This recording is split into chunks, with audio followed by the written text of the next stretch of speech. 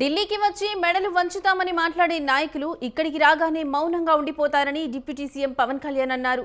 జాతీయవాదాన్ని, దేశభక్తిని నిజంగా అర్థం చేసుకోవాలంటే ఢిల్లీ కేంద్రంగానే మాట్లాడాలని ఆయన స్పష్టం చేశారు.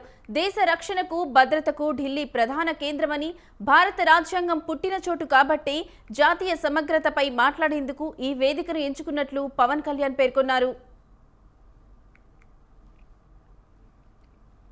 ఈ మధ్య మీరు చూస్తూ ఉన్నారు కొంచెం కాక్రోచెస్ అనే ఇది కూడా అని నాకు సుమతి శతకం గుర్తొచ్చింది.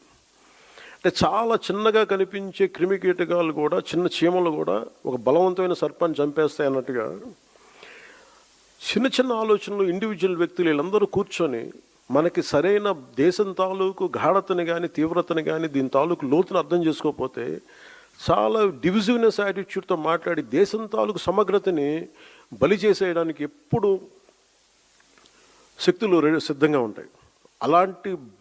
అలాంటి ఆలోచన ప్రవాహంలో మనం చిక్కుకోకూడదు అన్న భావన తెలియజెప్పడానికి ఈ ఢిల్లీని వేదికగా పెట్టాం. అయితే చాలా కోట్ల మంది చిన్న చిన్న ఆలోచనల వ్యక్తులు కూడా కలిస్తే అది మంచి కావచ్చు, చెడు కావచ్చు, చాలా బలమైన ప్రభావాన్ని సృష్టించగలరు.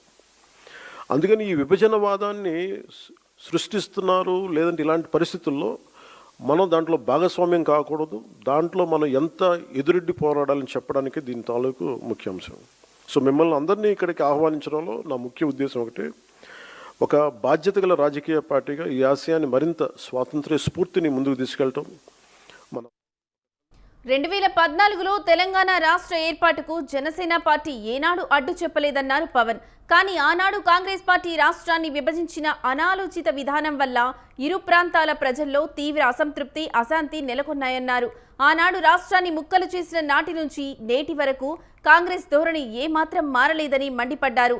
తెలంగాణలో జనసేన సభ సంపూర్ణంగా నిర్వహించకుండా కాంగ్రెస్ ప్రభుత్వం అడ్డుకున్న పరిస్థితిని ఆయన ప్రస్తావించారు.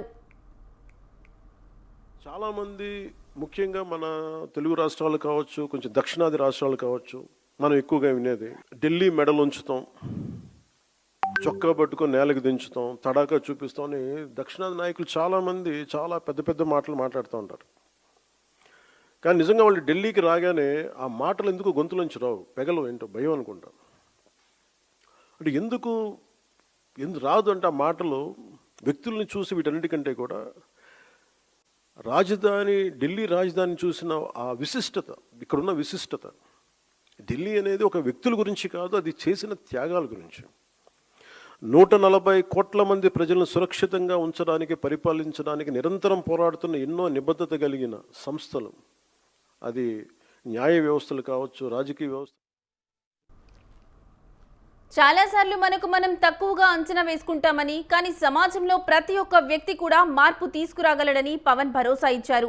ఇటీవల కాలంలో కాక్రోచ్ సిద్ధాంతాలు ఎలా పుట్టుకొస్తున్నాయో చూస్తున్నామని పేర్కొన్నారు. దేశ సమగ్రతను బలి చేసేందుకు కొన్ని దేశద్రోహ శక్తులు ఎప్పుడూ సిద్ధంగా ఉంటాయని, అలాంటి శక్తులకు వ్యతిరేకంగా జనసేన నిరంతరం పోరాడుతుందని స్పష్టం చేశారు.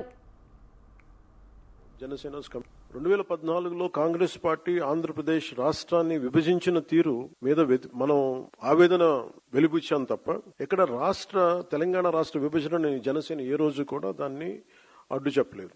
2009 నుంచి నేను రిపీటెడ్గా చెప్తున్నా, this is my commitment and also Janasena's commitment for betterment of Telangana, for the statehood of Telangana. కాకపోతే కాంగ్రెస్ పార్టీ విభజించిన తీరు మటుకు ఒక అసంతృప్తిని, ఒక అశాంతిని సృష్టించింది. ఈ రోజుకి ఆ వారసత్వపు సమస్యలు ఇలాగే ఉన్నాయి, ఆస్తుల పంపకాలు కావచ్చు. అంటే ఇవన్నీ కాంగ్రెస్ పార్టీ ఆ రోజు చేసిన విభజించిన విధానం కానీ, వాళ్ళ డివిజివ్నెస్ అప్రోచ్ కానీ ఈ రోజుకి ఆ ధోరణి మారలేదు. దానికి ఉదాహరణ ఇటీవల తెలంగాణలో జనసేన సభని అనుమతులు ఇవ్వకుండా అడ్డుకోవడం. 2014